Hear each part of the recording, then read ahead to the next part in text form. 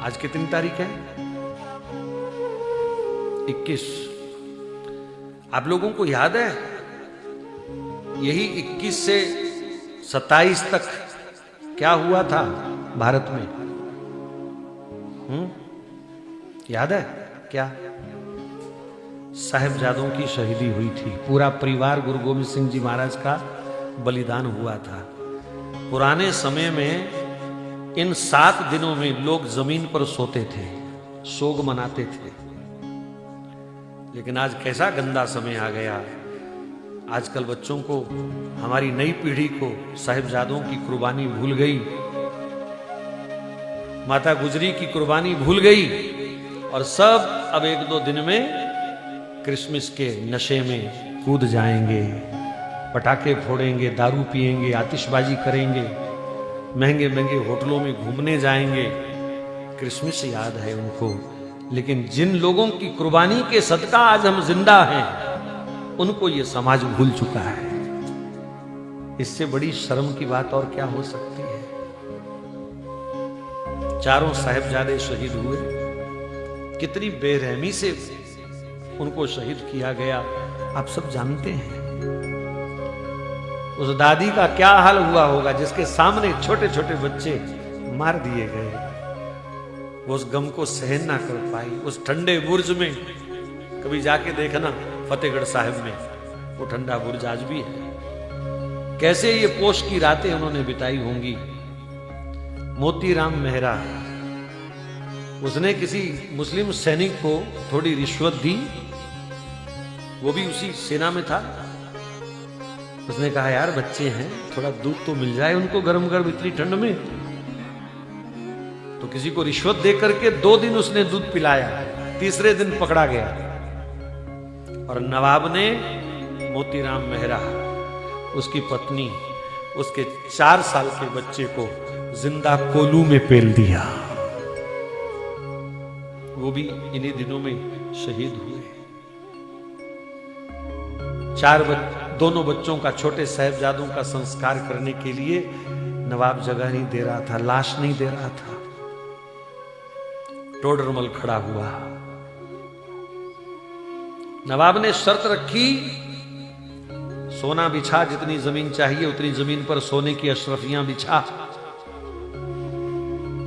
पत्नी से बात करी, भगवान कृष्ण के दोनों मानने वाले जो घर में था सब ले आए। छोटे छोटे उनके बच्चे, उन्होंने बुगनी तोड़ करके अपनी अशरफियां दी और उसने आकर के बिछा दी। लेकिन नवाब फिर बेईमान हो गया।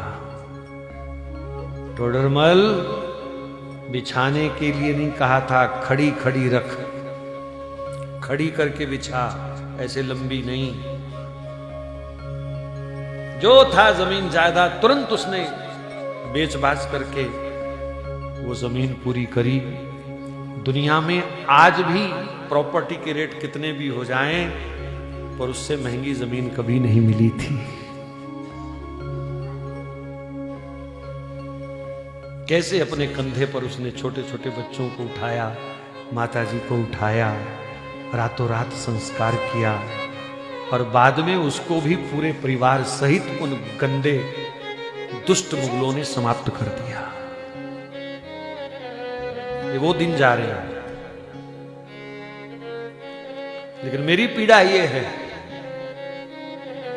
कि आज का समाज जिनके कारण जिंदा है, हम उनको तो भूल गए, और जिन्होंने हमें तिल तिल करके काटा मारा उनको हम याद रखते हैं, उनके हम जश्न मनाते हैं। इससे बड़ी गिरावट समाज की और क्या हो सकती है। तुलसी का पौधा जो शास्त्रों में तो पूजनीय है ही, औषधि के रूप में भी जिसकी कोई तुलना नहीं है किसी के साथ, हर प्रकार के रोगों पर जिसका प्रभाव है। तुलसी मुख में हो, गले में हो तो यमदूत स्पर्श नहीं कर सकता। ऐसी तुलसी जी को छोड़ करके बाजार से नकली प्लास्टिक का पेड़ लाएंगे क्रिसमस मनाने के लिए। कल मैं निकला तो उन्होंने सजा सजा के रखे हुए थे क्रिसमस के पेड़। ऑक्सीजन देता है क्या वो? चाय में 2 पत्ते तोड़ के डाल के पिया करो, कैंसर ना हो जाए तो बताना। वो प्लास्टिक का पेड़ लोग घर में सजाएंगे हैं?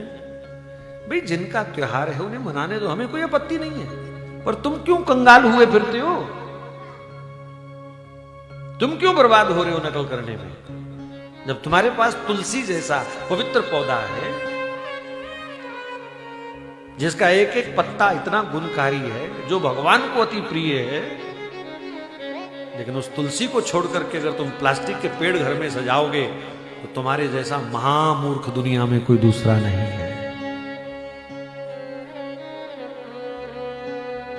देसी घी की जोत जलाओ, गाय माता के एक चम्मच घी से जोत जलती है, 1 टन ऑक्सीजन पैदा होती है। पर ये आज का हिंदू समाज इतना मूर्ख हो गया, ये मोमबत्ती जलाएगा, प्रदूषण पैदा करेगा।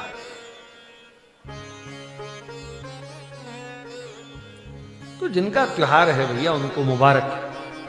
हमारे तो ये 22 से 27 तक का जो हफ्ता है, हमारे लिए तो ये सोग का हफ्ता है।